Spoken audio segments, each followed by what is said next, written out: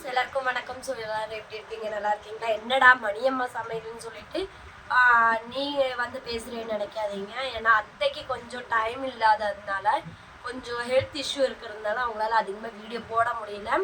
அவங்க சொல்லி கொடுத்த ஒரு டிஷ்ஷு தான் நான் இன்றைக்கி செய்ய போகிறேன். என்ன டிஷ்ஷுன்னு பார்த்தீங்கன்னாக்கா வெண்டைக்காய் புளிக்குழம்பு. அது எப்படி செய்கிறேன்னு சொல்லிட்டு நம்ம வீடியோக்குள்ளே போய் பார்க்கலாம். மேக்ஸிமம் பார்த்தீங்கன்னாக்கா வீடியோக்குள்ளே நானும் என்ட்ரு ஆவேன். அப்புறமா அத்தையும் சமைப்பாங்க. அத்தை வந்துட்டு சண்டேஸில் மட்டும்தான் வீட்டில் இருப்பாங்க. ஸோ நானும் சண்டேஸ் மட்டும்தான் வீட்டில் இருப்பேன், மற்ற நாளெல்லாம் வீட்டில் இருக்க மாட்டேன். மேக்ஸிமம் 2 பேருமே அவங்களுக்கு வீடியோ போட ட்ரை பண்ணுறோம். எனக்கு மேக்ஸிமம் வந்துட்டு வீடியோவில் வந்துட்டு அத்தை சொல்லி கொடுத்த சமையல் தான் நான் போடுவேன். ஏன்னா எனக்கு சமைக்கவே தெரியாது, அத்தை தான் சொல்லி கொடுத்தாங்க. ஸோ அவங்களோட டிஷ்ஷு தான் நான் உங்களுக்கு வீடியோக்குள்ளே ஃபுல்லாக காட்டுவேன். எங்கள் அத்தைக்கு சப்போர்ட் பண்ணுற மாதிரி எனக்கும் சப்போர்ட் பண்ணுங்க. ஏன்னா நானும் உள்ள ஒருத்தி தான். ஸோ ஓகே, வாங்க இப்போ நம்ம வீடியோக்குள்ளே போகலாம்.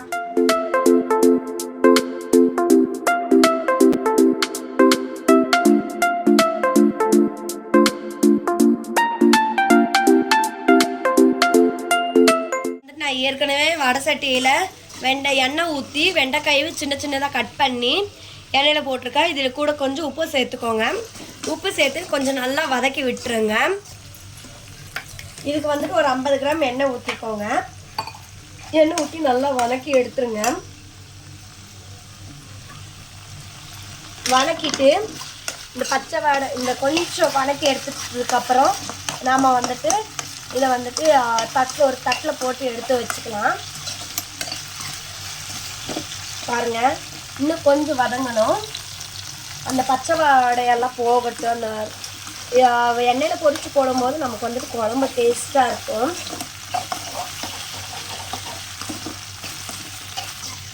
இந்த எண்ணெயோடு இப்போ எடுத்துடாதீங்க. ஸோ எண்ணெயை வடிகட்டி எடுத்துக்கோங்க. ஏன்னா எண்ணெயை வேஸ்ட் பண்ண வேண்டாம். ஓகே, அவ்வளோதான். இப்போ இதை நம்ம ஒரு பிளேட்டில் தனியாக எடுத்து வச்சுக்கலாம். இந்த மாதிரி ஒரு பிளேட்டில் தனியாக எண்ணெயை வடிகட்டி எடுத்து வச்சுக்கோங்க.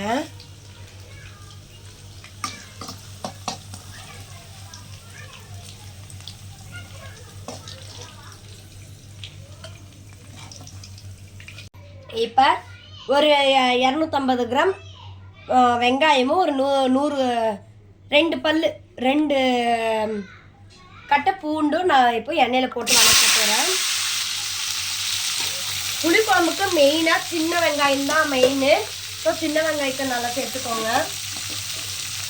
இதில் வதக்குங்க. புளிக்குழம்புக்கு வந்துட்டு மெயினாக வந்துட்டு என்னன்னு பார்த்தீங்கன்னா சின்ன வெங்காயம் தான் மெயினான ஒரு பொருள். ஸோ சின்ன வெங்காயம் போட்டால் டேஸ்ட்டாக இருக்கும். இது வந்துட்டு ஒவ்வொருத்தரும் வந்துட்டு பெரிய வெங்காயம் போட்டு செய்வாங்க. அது வந்துட்டு ஒரு மாதிரி இனிச்ச மாதிரி இருக்கும். இதுதான் வந்துட்டு டேஸ்ட்டாக இருக்கும், காரசாரமாக இருக்கும் குழம்பு. அண்ட் அப்புறம் வந்துட்டு புளி வந்துட்டு நார்மலாக சேர்த்துக்கோங்க.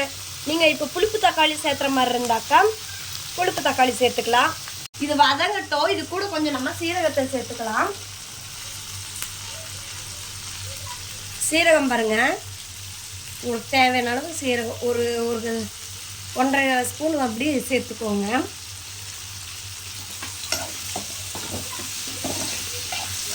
வதங்கினதுக்கப்புறம் இப்போ இது வதங்கிருச்சு இல்லைங்களா? ஸோ இது கூட நம்ம வந்துட்டு தக்காளியை வெட்டி போட்டுக்கலாம். ஃப்ரெண்ட்ஸ், இப்போ நம்ம அடுத்து ஒரு 4 தக்காளி, பெரிய தக்காளி நான் கட் பண்ணி வச்சுருக்கிறேன், அதை சேர்த்துக்கலாம்.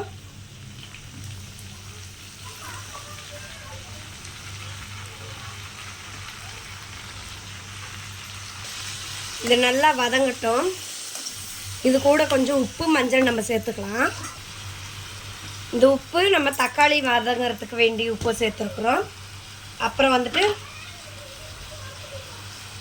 மஞ்சள் வந்துட்டு ஒரு டீஸ்பூன் 1.5 டீஸ்பூன் சேர்த்துக்கோங்க. அவ்வளோதான். இது நல்லா வதங்கட்டும். இது வதங்கினதுக்கப்புறம் மற்ற பொருளுங்கள்லாம் நம்ம சேர்த்துக்கலாம்.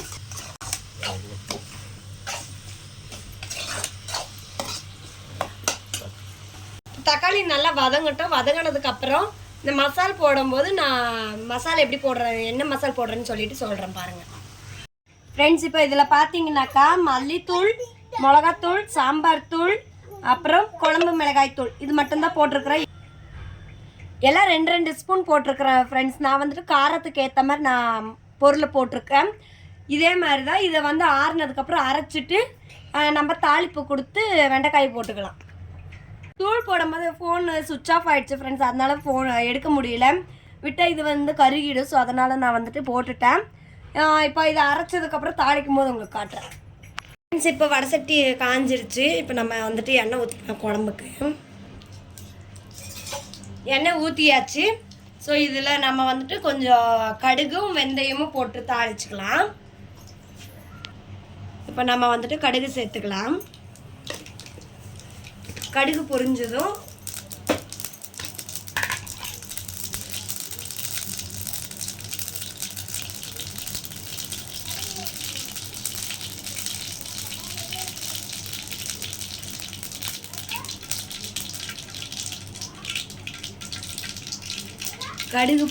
நம்ம வெந்தயத்தை சேர்த்துக்கலாம். கொஞ்சமாக வெந்தயம் நான் எவ்வளோ வேணாலும் சேர்த்துக்கோங்க. வெந்தயம் மனம் வந்த உடனே மனம் வந்துருச்சு வெந்தயம். உடனே நம்ம அரைச்சி வச்ச அந்த மசாலாவை சேர்த்துக்கலாம். ஏன்னா ரொம்ப நேரம் விட்டாக்கா வெந்தயம் கருகி போயிடும். அப்புறமா டேஸ்ட்டு கிடைக்காத குழம்பு நமக்கு.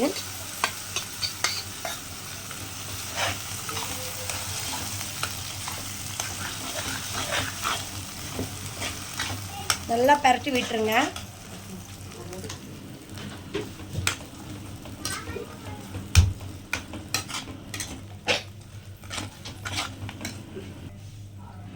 இப்போ கொஞ்சமாக நம்ம கருவேப்பிலை சேர்த்துக்கலாம். கொதிக்கிட்டோம். இப்போ நம்ம மிக்ஸி ஜார் கழுவி அந்த தண்ணியை சேர்த்துக்கலாம். சேர்த்து நல்லா கொதிக்கட்டும். கொதிச்சதுக்கப்புறம் நம்ம இதை கொதிக்கிறதுக்கு கூடவே புளியை கரைச்சி வச்சுருக்கேன். அந்த புளி தண்ணியை ஊற்றுறோம் பாருங்க. குழம்பு வந்துட்டு உங்களுக்கு எந்த அளவுக்கு தேவையோ அந்த அளவுக்கு நீங்கள் தண்ணியை சேர்த்துக்கோங்க. நான் வந்துட்டு ஒரு வேளைக்கான குழம்பு தான் வைக்கிறேன். ஸோ ஒருத்தர் வந்துட்டு 2 நேரத்துக்கு சேர்த்து வச்சு குழம்பு வைப்பாங்க. அவங்கள கொஞ்சம் தண்ணி சேர்த்து ஊற்றிக்கோங்க. ப்ளஸ்ஸு தேங்காவை நீங்கள் சேர்த்துக்கலாம். தேங்காய் அரைச்சி சேர்த்துக்கோங்க. இப்போ நம்ம இது கூட அந்த கரைச்சி வச்ச புளி ஒரு லெமன் சைஸ் அளவுக்கு நான் புளியை கரைச்சி வச்சுருக்கேன். ஸோ அந்த புளி தண்ணியை சேர்த்துக்கலாம். அவ்வளோதான். சேர்த்துட்டு உப்பு கொஞ்சம் சேர்த்துக்கலாம். உப்பு வந்துட்டு தேவையான அளவு சேர்த்துக்கோங்க. உப்பு சேர்த்து இன்னும் கொஞ்சம் நம்ம தண்ணி ஊற்றிக்கலாம்.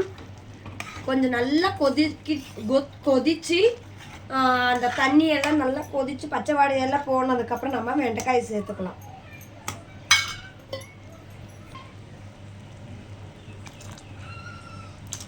தண்ணி கொஞ்சமாக சேர்த்துக்கோங்க, போதும். சரி, நல்லா கொதிச்சுட்டு அந்த பச்சை வாடையெல்லாம் போனதுக்கப்புறம் நம்ம வெண்டைக்காய் சேர்த்துக்கலாம்.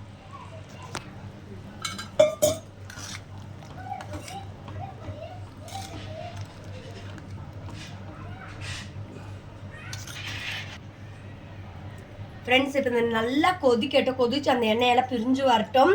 வந்ததுக்கப்புறம் நம்ம வெண்டைக்காய் சேர்த்துக்கலாம். இப்போவே நான் டேஸ்ட் பார்த்தா செம்ம அட்டகாசமாக இருந்தது. எனக்கு பிடிச்ச குழம்புன்னா இந்த ஒரு புளி குழம்பு தான் ரொம்ப பிடிக்கும். சொல்கிறதுக்கு வார்த்தையே இல்லை, அந்த அளவுக்கு பிடிக்கும். வெண்டைக்காய் வந்துட்டு அவ்வளோ ஒரு நல்ல விஷயம். வெண்டைக்காய் வந்துட்டு நான் வந்துட்டு இந்த மாதிரி குழம்பு வச்சு தருவேன். அது கூட வந்துட்டு நான் வெண்டைக்காய் முழுசாக நடுவில் கீரல் போட்டு உப்பு மிளகாத்தூள் போட்டு பரட்டி ஃப்ரை பண்ணி தருவேன். பேனில் போட்டு ஃப்ரை பண்ணி கொடுப்பேன். என் பையனுக்கு அவ்வளோ நல்லா சாப்பிடுவான். ஸோ இது குழம்புல போட்டதுக்கப்புறம் உங்களுக்கு காட்டுறேன் பாருங்கள். இப்போ இது நல்லா கொதிக்கிட்டோம். கொதிச்சதுக்கப்புறம் உங்களுக்கு நான் காட்டுறேன். இங்கே பாருங்கள், இப்போவே ஆல்ரெடி கொதிக்க ஆரம்பிச்சிருச்சு. பாருங்கள், குழம்பு கொதிக்குது. இந்த கொதிக்கும் போது நம்ம இந்த வெண்டைக்காய் சேர்த்துடலாம். எல்லாம் பாதி எடுத்துட்டாங்க ஃப்ரெண்ட்ஸ். வெண்டைக்காய் வறுத்து வச்சதை தான் எல்லாம் அள்ளிட்டானுங்க. நான் தான் வெண்டைக்காய் பைத்தியம்னு பார்த்தாக்கா என் பசங்களும் வெண்டைக்காய் பைத்தியமாக இருக்கிறாங்க.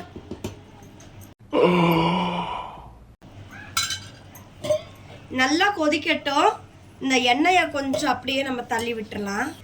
ஓகே ஃப்ரெண்ட்ஸ், அவ்வளோதான். இந்த குழம்பு நமக்கு ரெடி ஆயிரும். நல்லா கொதிச்சதுக்கப்புறம் இறக்கும் போது உங்களுக்கு நான் காட்டுறேன் சாப்பிடும் போது.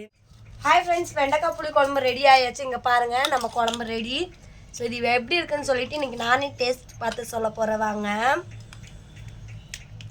ஏன்னா இன்றைக்கி குழம்பு அவங்களுக்கு வெண்டைக்காய் குழம்பு அவங்களுக்கு பிடிக்கும், அதனால் அவங்களே டேஸ்ட் சொல்லுவாங்க. பாருங்கள்.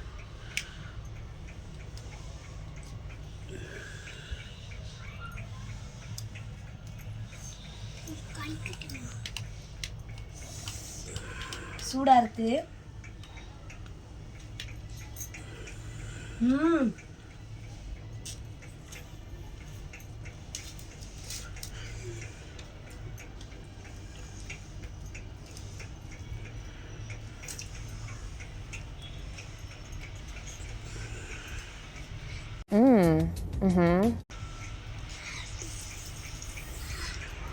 சூப்பராக இருக்குது ஃப்ரெண்ட்ஸ். இதே மாதிரி உங்கள் வீட்டில் செஞ்சு பார்த்துட்டு எனக்கு கமெண்ட்டில் சொல்லுங்கள். யாருக்கெல்லாம் புளிக்குழம்பு பிடிக்கும்னு எனக்கு கமெண்ட் பண்ணுங்கள். Okay bye friends. இந்த வீடியோ உங்களுக்கு பிடிச்சிருந்தா லைக் பண்ணுங்கள், ஷேர் பண்ணுங்கள், கமெண்ட் பண்ணுங்கள், மறக்காமல் சப்ஸ்கிரைப் பண்ணி வச்சுக்கோங்க. ஓகே டாடா.